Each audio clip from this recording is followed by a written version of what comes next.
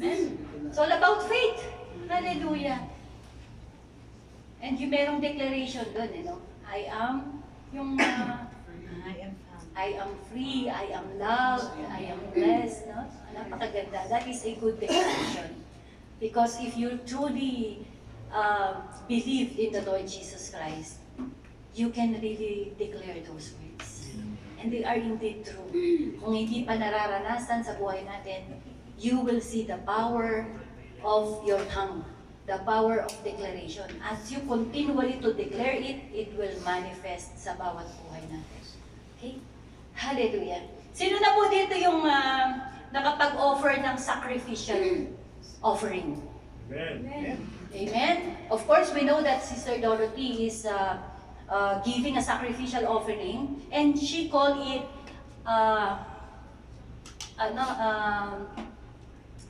seed faith, no? Seed planting sa kanya. Tawag niya seed faith. But then, ang tanong, the question here is that, kapag po ba tayo ay nag-o-offer, have you ever tried to offer?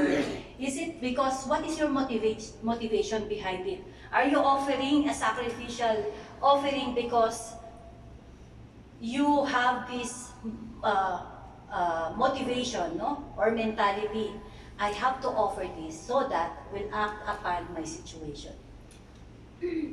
Or you offer because you believe God has already answered your prayer and is already acting upon it. Because these are two different and very profound difference between the two, no? One sacrifice is motivated by the desire to persuade God to act upon the request.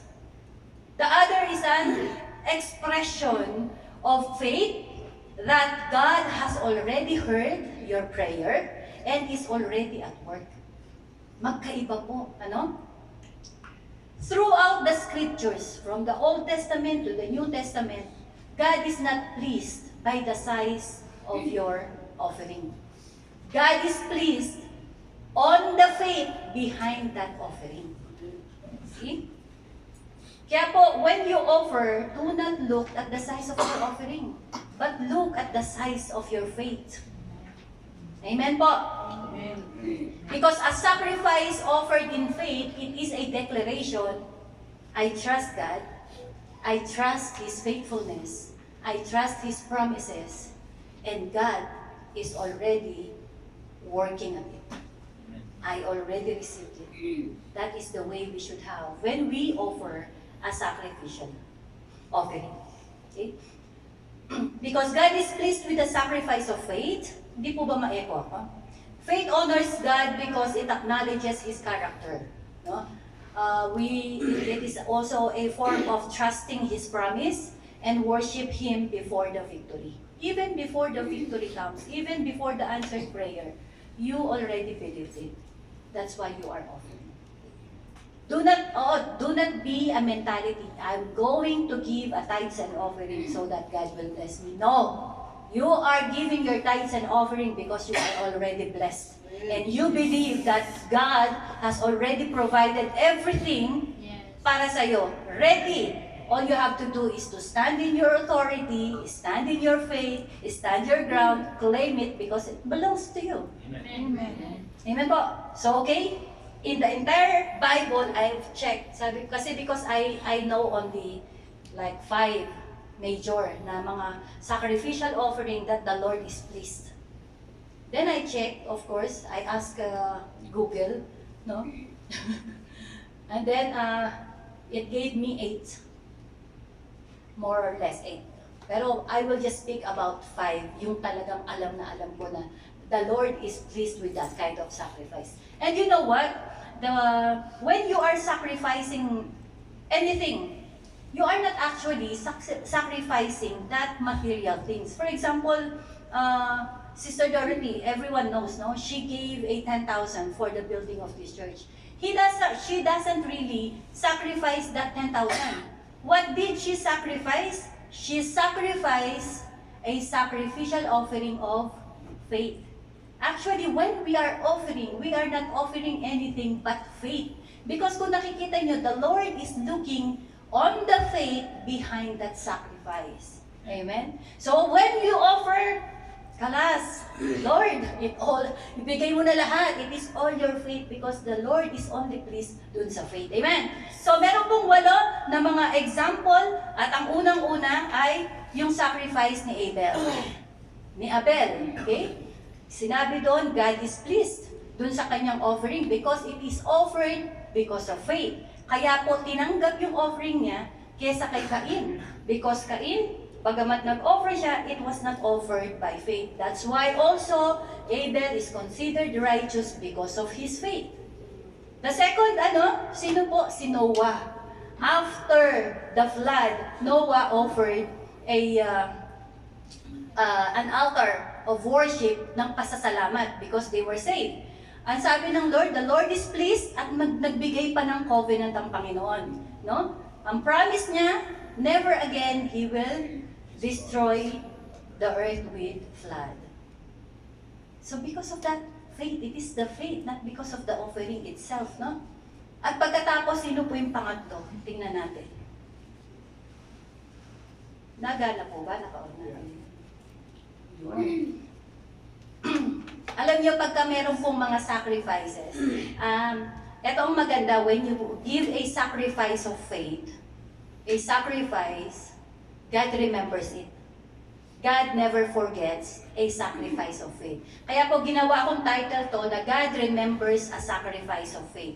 I did not put God remembers a sacrifice offering. No, because gusto ko pong malaman ninyo, I want you to always remember, reiterate na the sacrifice God is pleased is the sacrifice of faith. That's why God remembers then a sacrifice of faith. So, ano po yung nangyari? Ang pangatlo po na example sa Bible na nagbigay ng sacrifice ay yung si Abraham. And he is also called the father of faith.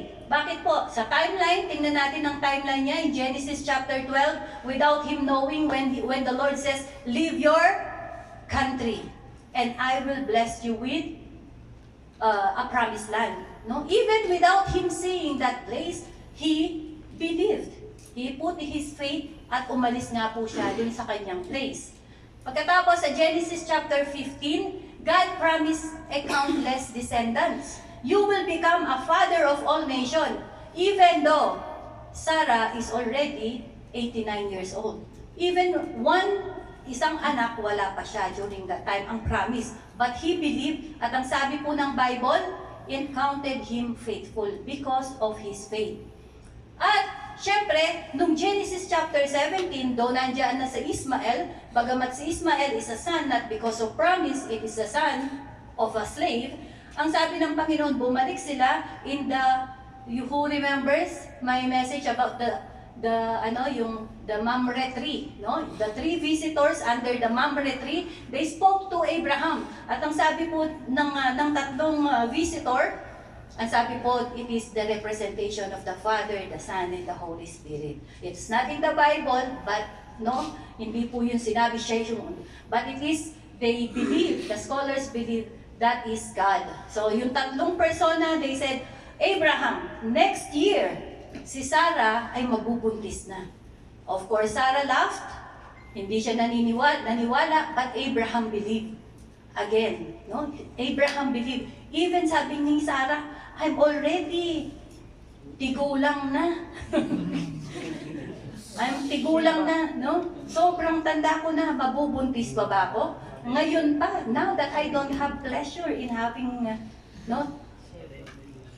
to sleep with my husband, if I already don't have this pleasure in sleeping with my husband, now that I'm going to be pregnant, and that's why she laughed. But then again, Abraham believed. And because of that belief, pinatunayan niya, sinircumcise niya yung sarili niya at yung kanyang lahat ng mga lalaki dun sa kanyang grupo. Okay? So that's why, after po nun, in Genesis, at pagkatapos, the following year, of course, in Genesis chapter 18, nabuntis nga po si Sarah at nagkaroon sila ng Isaac. And then in Genesis chapter 22, yung kaisa-isang anak that he has been waiting for many, many years. Now God, in Genesis chapter 22, God tested Abraham. Because Abraham received all kinds of blessing. Every land that his feet is set on becomes his territory. No? No, walang kaaway na nananalo sa kanya. He keeps on winning and conquering and conquering. He becomes wealthier and wealthier. That's why when God promised a son, God promised a blessing, continuous, sabi niya, I will bless you abundantly. And then Abraham says, Lord, I'm already blessed. No one will inherit my inheritance. Sabi niya, walang magmamana. What's the purpose? Parang ganun ang sinabi niya. Sobrang yaman na, ayaw na niyang ma-bless, sobrang bless. Then eto na po, no, yung pinakahihintay niyang blessing, dumating si Isaac. Hallelujah. No? Eto na si Isaac. Ang sabi ng Panginoon sa Genesis chapter 22, dahil mayaman na siya, baka nakalimutan na ako ni Abraham. Baka yung faith niya ay napunta na doon sa kanyang kayamanan. Tama po ba? No? Minsan, masyado nang sikat si Abraham. She's already famous. No? She's already holding a good position. Are you? Some of us, no? When we are promoted, we forget God. No? Or maybe if you already have a mansion, you forget God. You have a Hummer. Hummer ba? O kalakol lang. O sige, ano na lang, Mitsubishi, no? O kaya, ano ba yung sa'yo?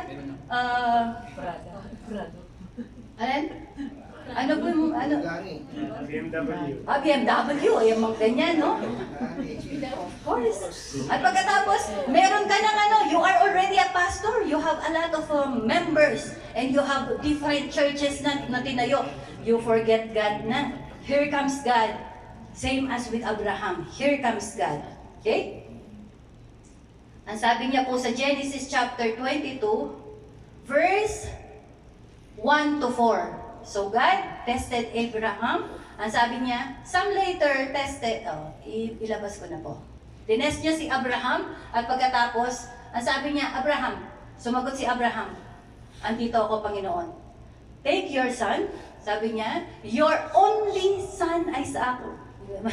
Ang ganda ng word, no? Your only son Isaac, whom you loved, and go to the land of Moriah. Offer him there. Bakit ba ako naghihirap dyan? Ayan, no? Okay? Take your son. Take your son. God said, your only son Isaac, whom you love, and go to the land of Moriah. Offer him there as a burnt offering on one of the mountains, which I will show you. So Abraham got up early the next morning. Hindi na po binigyan ng chance ni Abraham na siya'y hindi no? Parang maybe that Satan, when God spoke to you to do this, do not give Satan a chance to instill in your mind, forget God. Anyway, you're already wealthy. And this is your only son. How could you offer it as a sacrificial offering? No? Immediately, Abraham did not give Satan, no, a chance para siya ay ma-persuade not to offer Abraham. Immediately the following morning, oh my God, no? The following morning, he prepared, at pagkatapos sila po'y naglakad papunta dun sa Mount ng Moriah. Okay. See? Nakarating na sila sa Mount ng Moriah on the third day. Ang kanilang distance is 1 day na walking. Okay?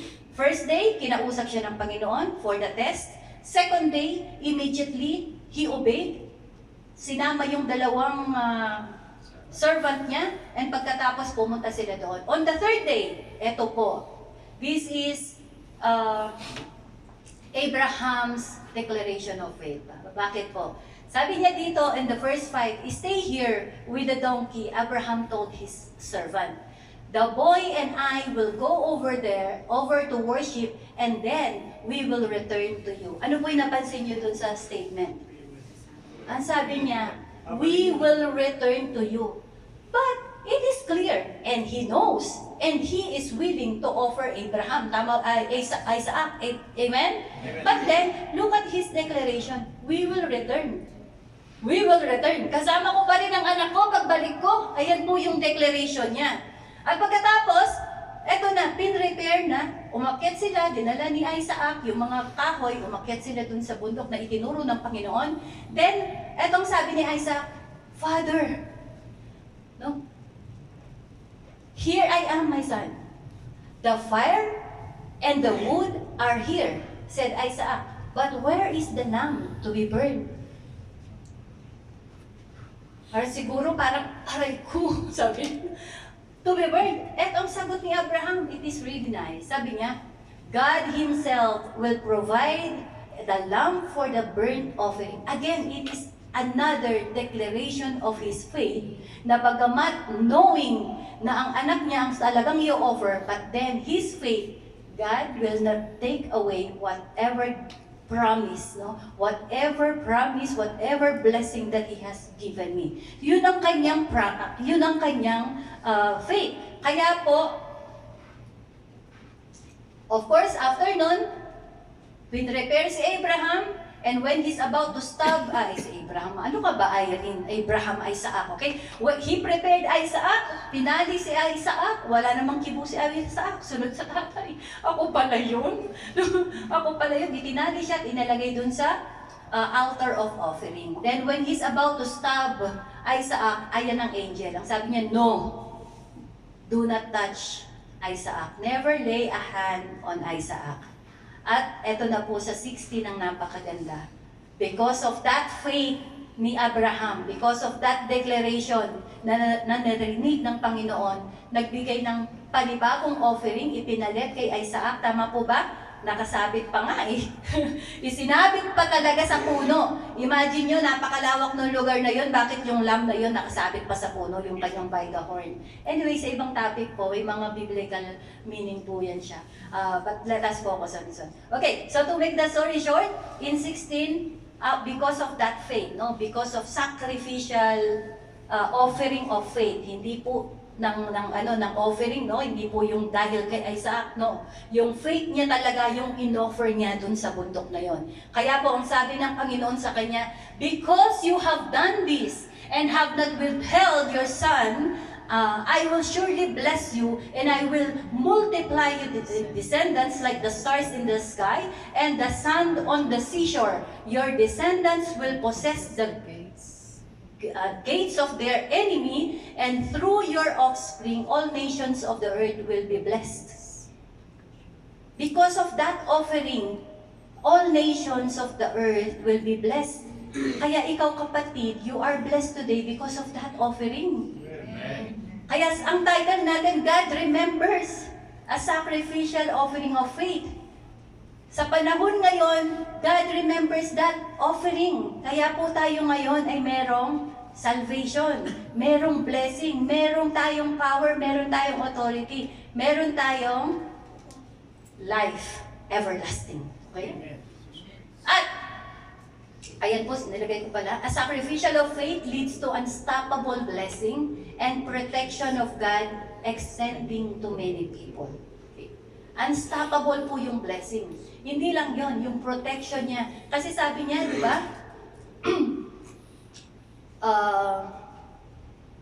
Ayun, your descendants will possess the gates of their enemies. So even your enemy will not prevail. If you offer a sacrificial of faith. At pagkatapos after 1,000 years, ang sabi po ng Bible, no, after 1,000 years, ang pangalawang nag-offer na na-please ang Panginoon, si David. At si David ay tinatawag na man after God's own heart. Yan po ay binanggit sa Acts chapter 32, that he is a man after God's own heart. Bakit po? Ang character kasi ni David, he has a genuine love for God. Sino may genuine love for God? Amen. Okay. So tayo ay mga after God's own heart ba? Tama ba? Amen po ba? Okay. So they desire to obey God. Do you desire to obey God? Amen. Amen. He repented sincerely when confronted with his sin. Are you? Kapag po ba pinagsabihan kayo ni pastor o baka kayo nagmamaktol at pagkatapos left the group. Tumatawag ngayon si Transpo Minister, no? Yung ating Transpo Minister, yung head ng Transpo, si Kuya Reagan. Ano na? Restricted, lock, unfriend. Okay? At pagkatapos, he trusted God in all his battle. Do we trust God in all our battles? In all our struggles? In all our situations? Do we trust God? Dapat po ganun ang ating character. He long for God's presence above earthly success. Ganun po dapat ang puso ng isang taong after God's own heart. Mas gugustuhin. That's why David, ang prayer niya, may psalm siya na prayer. Ang sabi niya, the Lord is my portion forevermore. Gusto niya yung portion ng mga priest kesa yung portion niya as a king. Mas gusto niya yung portion na gusto ko ng tubig. Nahirapan ako mag-pronounce. Okay, no?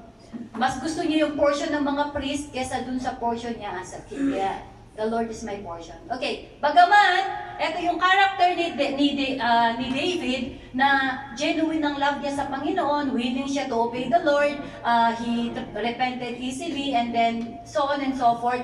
But then again, hindi po yun excuse. Hindi po excuse na tayo love natin ang Panginoon, hindi na tayo magkakasala. No one is perfect, but we are perfected in Christ Jesus. Malinaw? Okay. So ngayon, nagkaroon pa rin ng kasalanan si David. Ang first kasalanan niya is of course yung adultery niya kay Bathsheba. Pero ang character ni David, after Prophet Nathan, no, rebuke him, immediately, meron siyang heart na repented heart. At inaccept niya yung pagkakasala niya. Ano pa yung second na kasalanan niya? The murder of Uriah, yung asawa ni Bathsheba, para mapunta sa kanya si Bathsheba. At alam niyo, itong dalawang magkasunod yan, no? yung kasalanan na yan. These two incidents of sin, only David faced the consequences. Only him. Yung anak niya namatay. Tama? At pagkatapos, because he repented, hindi siya tinanggal sa posisyon ng Panginoon. Pero yung pangatlong kasalanan niya, ito po yun. Yung taking a census, yung nabanggit ni Pastor Bernard last Friday. At itutuloy po natin ngayon. No? Because mag-asawa kami, kailangan magkasundo kami. Okay? Taking a census. At itong taking census na to, hindi lang si David ang pinarisahan ng Panginoon. Buong Israel ang napahamak. Tingnan natin. Ito po yun. Sa Samuel chapter 24, David instruct to get a census. Ayan po yung verses, hindi ko na po babasahin for the sake of time. Inutusan niya si Joab. Ang sabi niya, take census of all the entire Israel. Sabing ganyan. At pagkatapos sabi ni Joab, bakit kailangan natin mag-census? Di po ba? Because even sa Psalms 132, ang sabi po ni David doon, some trust in their chariots, some trust in their men, but I trust in the Lord. So, kumbaga, yun po yung Psalms na yon. Pero kaya nagtaka si Joab, bakit bigla ka nagpapasensus? Usually, ito lang po yung mga tatlong kasalanan ni David na nangyari sa Bible. So, nagpasensus siya, during the census, at ito na po yung census, no? In verse 4, verse 4, ito na nga po, si Joab, umalis sila at sila nagpunta sa mga lugar-lugar to get the census. On the 9th month, 9 month and 20 days, silang nag-census para makuha yung score. Ano po yung score? 800 plus 500. So 1.3 million ang kanilang mga soldiers. Okay? After 9 months and 20 days, bigla, nung sinabi na, David, my king, here is the census. Just the moment the census came, eto si David, ang sabi niya, after David have numbered the troops, his conscience was stricken, and he said to the Lord, I have sinned greatly in what I have done. No? Nagkaroon ng realization that siya'y nagkasala sa Panginoon. Immediately after, ang tagal, 9 months and 20 days. Ikaw ba kapatid, kailan ka makaka-realize that you have done something wrong with God? Okay? So, at pagkatapos sabi niya, I beg you to take away the iniquity of your servant, for I have acted very wrongly.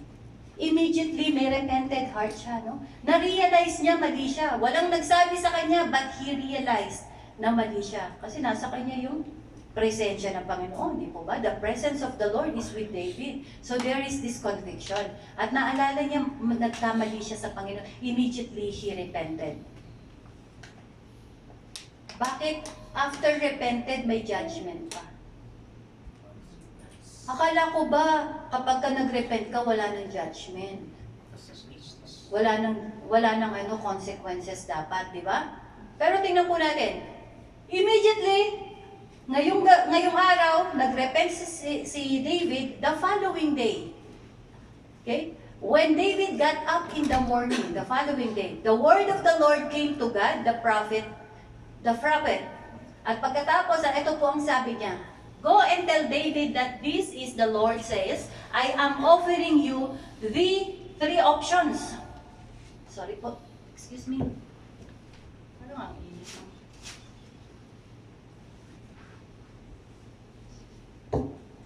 Ayan, power na ako. Okay. So, immediately, the following day, G-A-D mo, no? The prophet went to David. Ang sabi niya, ito yung judgment ng Panginoon sa iyo. Here's the judgment of the Lord. I will give you 3 options. Ano yung option? First option, 3 years of famine.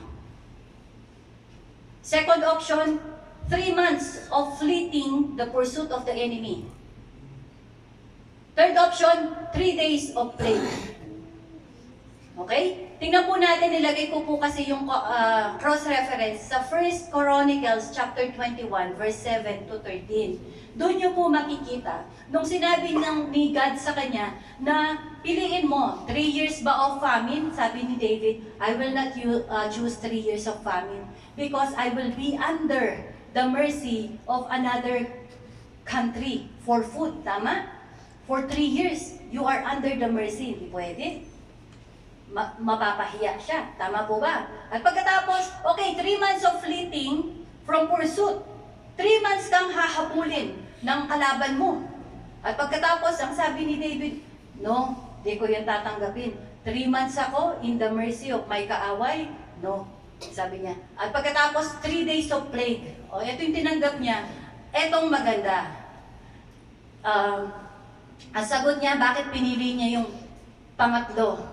Hindi dahil mabilisan. Actually, matindi yun, no? Hindi dahil mabilisan because ito po ang sabi ni David. And this is also another declaration of faith. Okay? Ang sabi niya, David answered, I am deeply distressed. Please, let us fall into the hand of the Lord, for His mercies are great, but do not let me fall in the hand of men. So, mas gugustuhin pa ni David na bumagsak sa kamay ng Panginoon kesa sa kalaban. And because he knows that God's mercy is great. Kayo din po ba? Nararanasan niyo yun? Alam niyo na ang mercy ng Panginoon is great? Kahit gaano kalaki yung kasalanan mo, the grace, no, and the mercy of God is great. So, eto na, dumating ang plague. Okay? Dumating na ang plague. At sa unang araw pa lang ng plague, 70,000 na po yung namatay. Okay? 70,000. Humingi na ng patawad si David. Bakit meron pang plague? Because of course, God is just. He is merciful, but He is also just. Okay? So meron pong parusa, at yun nga po, yung 3 araw.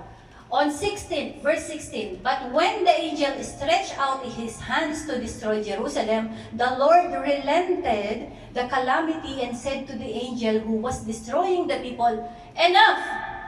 Withdraw your hand now. And that time the angel of the Lord was by the threshing floor of Araunah, the Jebusites. Okay? So, tinuloy niya yung judgment, pero bakit pagdating dito sa Jerusalem, dun sa threshing floor ni Araunah, biglang ang sabi ng Panginoon, enough! Tigil na ang plague. Why? Why po kaya? Because God remembers, ang title natin, God remembers a sacrificial of faith. God remembers the offering of Abraham. Because itong threshing floor ni Arauna is located in the Mount Moriah. So naalala ng Panginoon yung offering ni Abraham na si Isaac. And then ang sabi niya, oops! I cannot forget the faith offering of Abraham. Stop, no more killing.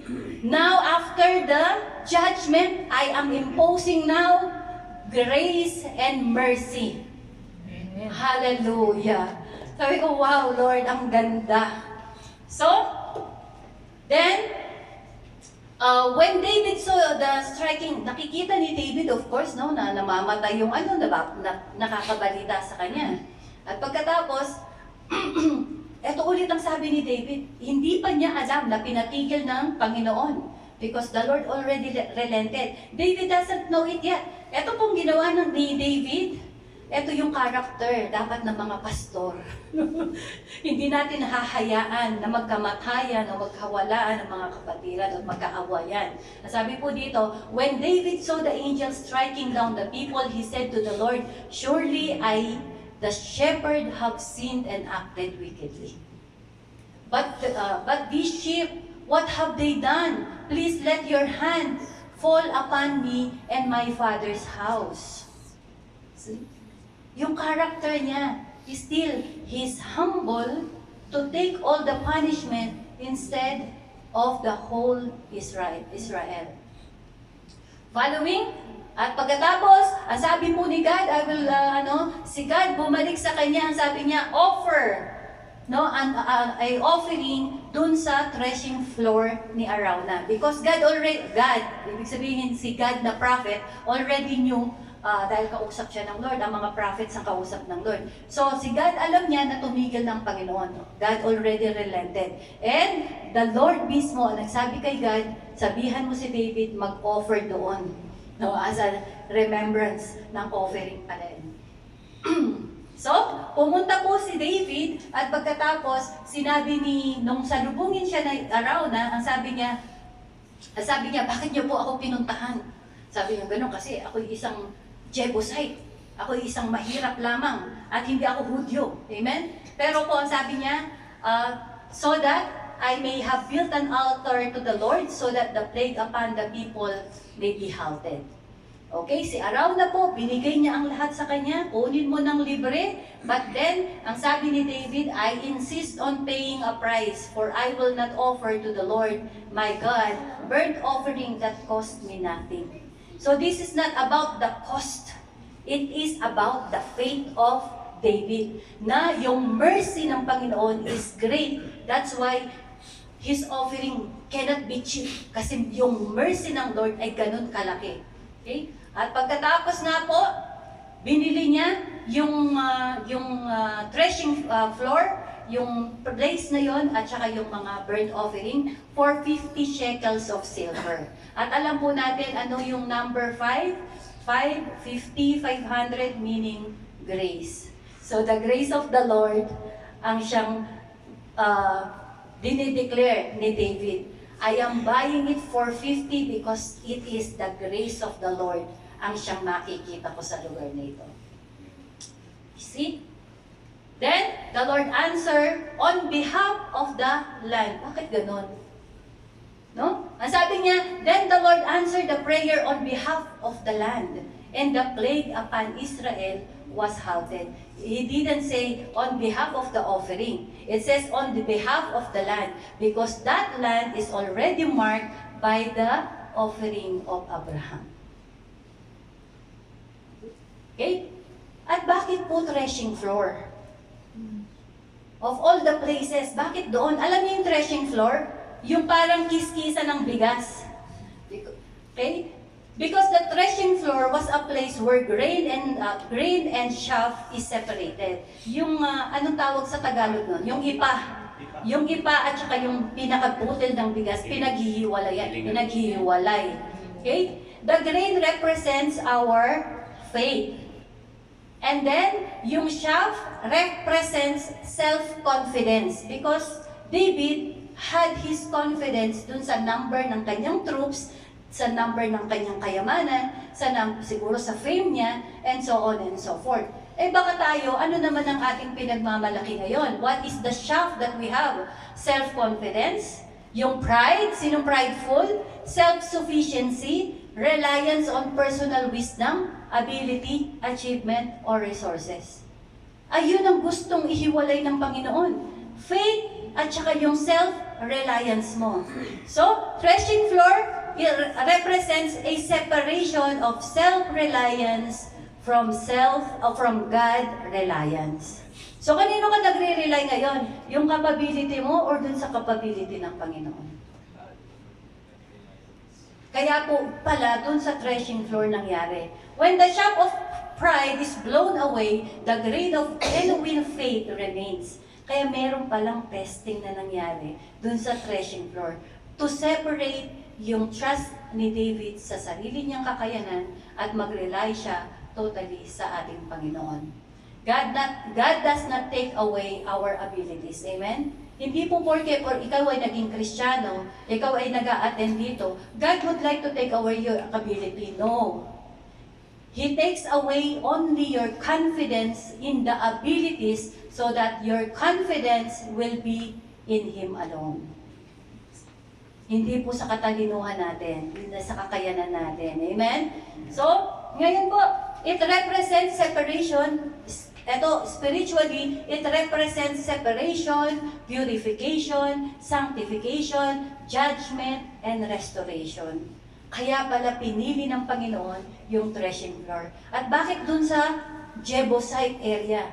Because God's grace, hindi lang sa mga Hudyo, kundi pati sa mga non-Jewish. Kaya po tayo nandito ngayon because God's mercy, inabot po tayo.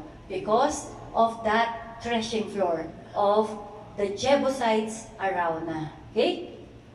Next, ito po yung sovereign plan ng Panginoon. Sovereign will ng Lord.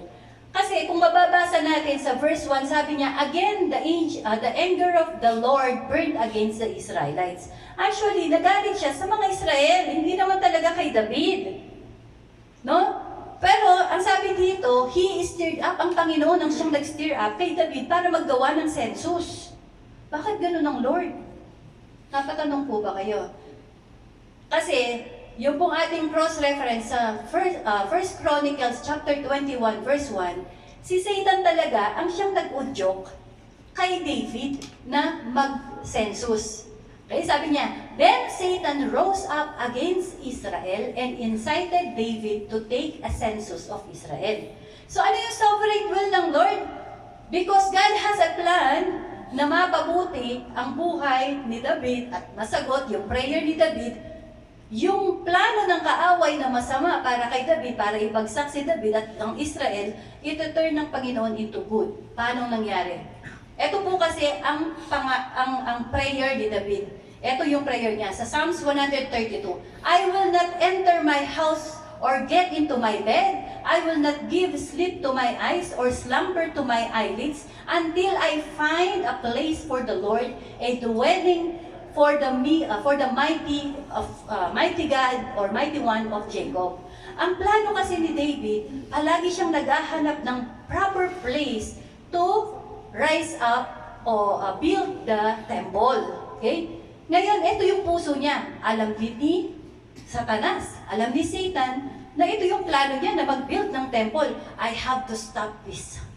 At yun ang ginawa niya, in-stir up niya si David. Ito yung pride mo. Kailangan, mayaman ka na, kaya magaling ka na, sikat ka na sa lahat ng bansa. Okay, magpa-count ka. So, inalaw ng Panginoon na mangyari yon para mapangyari yung kagustuhan ni David makahanap ng place. Bakit? Paano nangyari yon? Sa 2 Chronicles chapter 3 verse 1, then Solomon began to build the house of the Lord in the Jerusalem of Mount Moriah. Saang lugar? threshing floor of Ornan the Jebusite. Ang tinawag po sa kanyang pangalan doon is Ornan. Pero it's the same, Ornan and Aruna the Jebusite.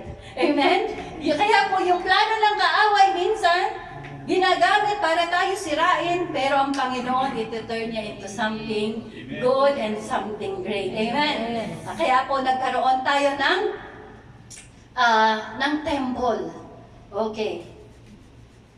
Ito po yung sovereign plan ng Panginoon, of course. One mountain ang ginamit niya. One story. One Savior. One, Mount Moriah. In the same mountain, si Abraham nag-build ng altar at nag-offering ng sacrifice of faith. At naalala sa buhay ni David. Same, in the Mount Moriah, in the threshing floor of Arauna, itinuro ng Lord, eto yung lugar na matagal mo nang hinahanap para pagtayuan ng templo ko. Amen? Hallelujah! At pagkatapos, itinayo nga po ni Solomon, ng anak niya, eto yung pinakamaganda. Jesus become the final sacrificial one for all where judgment is separated from mercy and grace. Because Jesus Christ was crucified in the same mountain, in the Mount Moriah. See? Same mountain, yung plano ng Panginoon for the one mountain, for one story, for one Savior, dumating for so many years. Ito yung plano ng Panginoon sa bawat isa sa atin, to receive salvation. At ngayon sa panahon natin, you are not only offering a sacrificial offering for you to be blessed. Higit pa dun sa blessing na material ang binigay. It is the Spirit of the Lord ang siyang ipinagkaloob sa atin. Amen? It is the authority to become sons of God. E yun po yung ipinagkaloob sa atin ngayon. Hallelujah. Okay, ayan siya. Sa unang pagkakataon, si Abraham, in-offer niya si Isaac. Sumunod si David, yung pangatlo, itinayo ang temple, at sa pang-apat, it is God. Siya na po yung templo. Wala na pong altar ngayon na itatayo. Wala nang temple na itatayo. Because Jesus Christ is the final temple na ating pupuntahan every time that we offer a sacrificial of faith. Hindi na po tayo pupunta sa kung saang altar o templo. We will offer it unto the feet of our Lord Jesus Christ. Amen? At ating conclusion. Ang maganda po, no? Ang panglima na example ay si Cornelius. Because Cornelius, nag-o-offer siya sa mga, nag-o-offer siya ng prayer at nagbibigay siya ng mga limos sa mga mahihirap. Pero hindi siya Christian. Hindi pa siya namimit ni Peter. Okay? Ang ganda nung exhortation ni Kuya Dave, nagkatagpo. Amen? Hindi kami nag-usap. Ang sabi sa Acts chapter 4, bakit daw po yung prayer ni Cornelius at bakit ikinatagpo siya ng angel? Kasi God remembers yung kanyang offering. Sabi niya, and the angel said to him, your prayers and gift of charity have ascended as a memorial offering to God. Bakit po memorial? Kasi yung word na memorial, offering, katulad ng offering ng Old Testament. Yung offering ni Abraham because of faith. Not because hindi niya alam ang mga rules, di ba? Hindi niya alam ang batas ng mga Hudyo. But he is offering daw po in the remembrance of the Old Testament offering. Pero ngayon, pag tayo nag-o-offer, hindi na tayo mag-o-offer at hindi na maaalala ng Diyos yung offering ni Abraham. Sino nga yung maaalala niya? Yung offering niya mismo. Yung offering mismo ng Diyos Ama. Yung offering na si Jesus Christ, ipinagkaloob niya. Kaya pag meron kang sacrificial offering of faith, kapag ibinigay mo ng todo yung pananampalataya mo sa Panginoon, the Lord hears your prayer. Bakit? Kasi narinig niya, nakita niya yung pananampalataya mo behind dun sa offering na yon, and God remembers Jesus Christ. Pag na-remember niya si Jesus Christ as you offer, kaya nga po when we pray in the name of Jesus. Because we are offering in the name of Jesus. every prayer request will be answered. Higit pa dun sa inaasahan natin. Amen?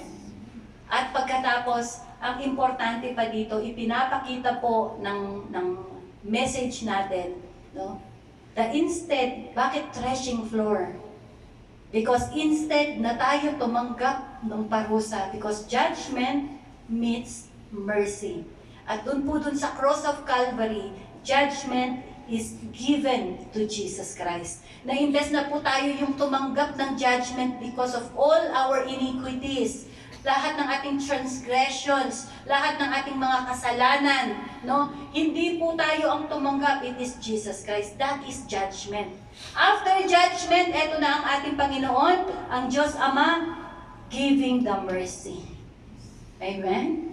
Napakabuti ng Panginoon. Ito yung pong master plan ng Panginoon na ang lahat tumanggap ng pagpapala. At maraming salamat sa buhay ni Abraham na nagbigay ng sacrificial of faith. That God's remember.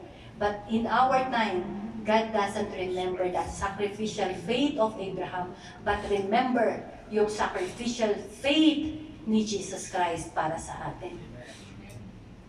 Mahirap pa ba sa inyo ngayong magbigay ng sacrificial faith? Knowing, bago ka pa magbigay, ang Panginoon ginawa na niya na lahat para sa atin. Kaya every time po magbibigay tayo at medyo nahihirapan ka pang maghulog sa tithes and offering, don't do it. Kasi the Lord is not looking at that offering. The Lord is looking at the faith behind that offering. Nahihirapan ka pa rin bang magbigay ng sacrificial faith of offering sa pamamagitan ng pagmi-minister? Napipilitan ka lang bang mag-minister kasi naturo ka lang ni pastor? Or naitulak ka lang ng MD? Huwag mo nang gawin. Kasi sayang, walang blessing. Because the Lord is looking at that faith. Did you come here? Pumunta ka dito? For the anong intention mo para mapagpala? Tama? Palitan mo, pumunta ka dito because you want to give your faith to God na ang lahat ng mga prayer mo, sinagot na niya. At kumikilos na siya ngayon pa lang sa Amen. Amen? Ayun, wala na po. Wala na po. So, of course, God is no longer remembering the memorial offering of the Old Testament, but His own offering, Jesus Christ. Because no one can ever offer the same as Abraham. Kasi Abraham and Isaac is a typo ng ating Panginoon at ni Jesus Christ. In some messages po natin tuturo. Okay? So sa araw na ito, can I ask and request everyone to stand up? Meron ka bang prayer request sa Lord na dinidesire mo na masagot? Amen? Pakitaas ang kamay. Sino dito yung may mga prayer request sa Lord na dinidesire na masagot? Amen? Hallelujah. Every one of us, amen? You have a prayer request na hindi pa nasasagot hanggang ngayon, then I'm challenging you today. Put your faith at the foot of the cross. Because there is no other temple, there is no other altar na pwede mong puntahan to offer your sacrificial of faith. But only in Jesus Christ. So close your eyes, imagine that cross. Because that is the final altar. Imagine that cross and lay down your offering of sacrificial of faith. Siguro sa ibang panahon, if the Lord asks you to give an offering, physically, materially, whatever it is, you can do it. But today, let us start. Mag-umpisa tayo dun sa pag-o-offer natin ng sacrificial of faith. Sige, you can talk to God. Lord, eto na po yung aking pride, ino-offer ko na sa iyo. Eto na po, Panginoon, yung lahat ng aking mga worries, ino-offer ko sa iyo. Lord, eto na po lahat ng aking mga struggles, ino-offer ko sa iyo. Lord, eto po yung aking kalungkutan, ino-offer ko sa iyo. Lord, eto po yung health ko. Every kind ng mga kasakitan ko, Lord, ino-offer ko sa'yo. No? Lord, ito po yung issues ko sa trabaho, ino-offer ko sa'yo. Lord, yung worries ko about financial, ino-offer ko sa'yo. Look at that cross. That altar is willing to accept every sacrificial offering of faith. Let your faith speak today. Let your faith speak louder today. Let there be separation between the chaff and the grain. Separate your capability to God's ability. Separate your self-reliance to God's reliance. Are you willing na ba today to depend on God alone sa kayang gawin ng Panginoon sa iyo? Katulad ng mga awit natin kanina, He is a way maker, He is a miracle worker, He is strong, He is mighty, He is unchangeable, He is always present. He is a God who is powerful para sagutin ang lahat ng mga panalangin mo. He is deliverer. Kung ano man ang oppression meron ka ngayon, maybe you have this depression, you have this anxiety, you have these sicknesses, you have this any evil oppression na meron ka. The Lord is setting you today. If you put your faith that God has already answered your prayer, God is answering you right now. Claim it, mga kapatid. Use your faith. Use your faith. Elevate your faith. Sige. By your faith. Ate Rose, halika. Halika, Ate Rose. The Lord is delivering you from every depression and every anxiety. Pinaniniwala ko ba yun? God is delivering you from every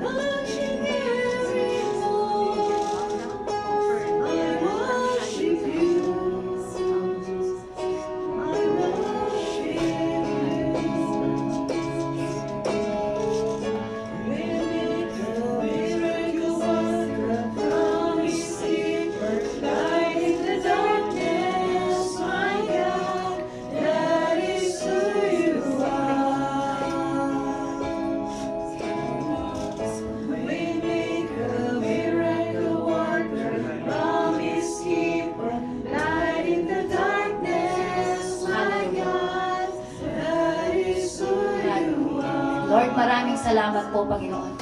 I know you are working in the midst of us. Alam ko, Panginoon, nangungusap ka sa bawat isa. Lord, let there be courage to come forward before that cross, Panginoon, and declare victory, believing that you have already won it all, that you have already set them free from every depression, from every captivity. Lord, maraming salamat because you are a God of freedom. Sa araw na ito, you are freeing every sicknesses, O Lord God. Every doubt is set free today in the mighty name of Jesus. Hallelujah, hallelujah.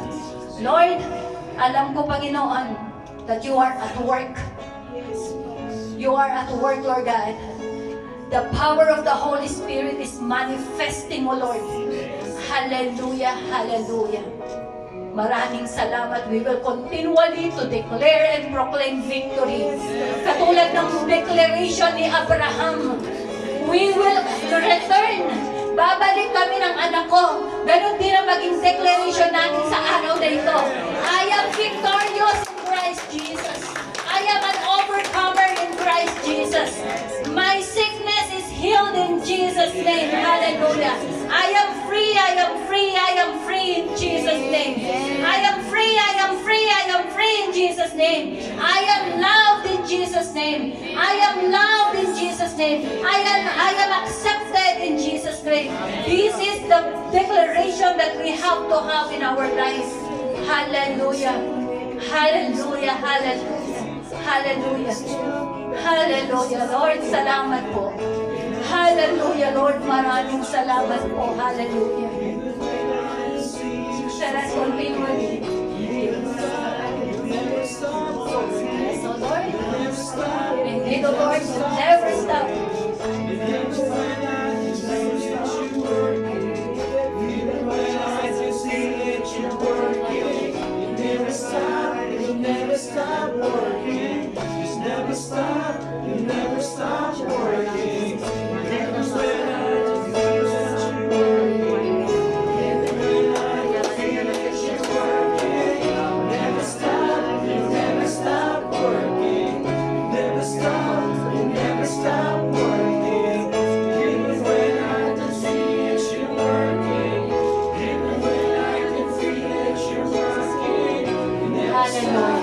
Lord, maraming salamat po, Panginoon. As you continually work sa kalagitnaan natin, let the manifestation of your Holy Spirit, everyone will feel the moving of your power, Panginoon, sa oras na ito. Lord, hindi ko po alam kung ano yung mga prayer request nila. Hindi ko po alam, Panginoon, kung ano yung kanilang mga struggles sa buhay. Whatever it is today, they are set free, O Lord God. Every prayer is answered in the mighty name of Jesus. Hallelujah! Hallelujah! We are victorious! We are victorious! The offering of Abraham is accepted. The offering of David is accepted. The offering of Solomon is accepted. The offering of Cornelius is accepted. Now our offering is accepted because we are offering our faith in Christ. In Jesus Christ. In Jesus Christ. Hallelujah. Hallelujah. Lord, maraming salamat, Panginoon. Work in the midst of us. Hallelujah. Salamat, O God. Hallelujah. Salamat, salamat, salamat, O God. Lord, indeed, you are working. Salamat sa mga buhay ng mga taong tinatouch mo sa bawat oras na ito. Thank you, Lord God. Thank you for working in their lives. Salamat, Panginoon, sa buhay ni Faisal. Salamat, Panginoon, sa buhay, Panginoon, ni Kuya Jomel, ni Kuya Joem. Hallelujah. Salamat sa buhay ni Ate Stephanie, sa buhay ni Sarah, sa buhay ni Jody, sa buhay ni Ate Caroline, si Ate Jemima, si Ate Daisy, Lord God, si Ate Elizabeth, sa buhay ni Ate Renalyn, Lord God, in the mighty name of Jesus. Sa buhay ni Ate Gretchen, Panginoon, I claim, Panginoon, every prayer request is received in Jesus' name. Hallelujah. Hallelujah. Lord, muli, Panginoon, ino-offer po namin yung aming offering sa araw na ito. Hatayaan mo, Panginoon, Patuloy sa bawat araw, matuto kami mag-offer ng sacrificial of faith, O Lord God. Faith really counts. Our faith really counts. Thank you, Jesus. Thank you, Jesus. Thank you, Jesus. Let us declare the name of Jesus. Jesus! Jesus! Jesus! Jesus! Jesus! Hallelujah! Salamat, O God. Receive, Lord. Receive, Lord, yung aming pasasalamat. Receive, Lord, our faith. At alam ko, magko-continue ka pa, Panginoon. You will continually move sa bawat buhay ng bawat kapatiran na narito, Lord God, na nag-o-offer ng sacrificial of faith. Thank you, Jesus. Lord, receive all the power, the glory, the honor, and the adoration in Jesus' mighty name. Amen.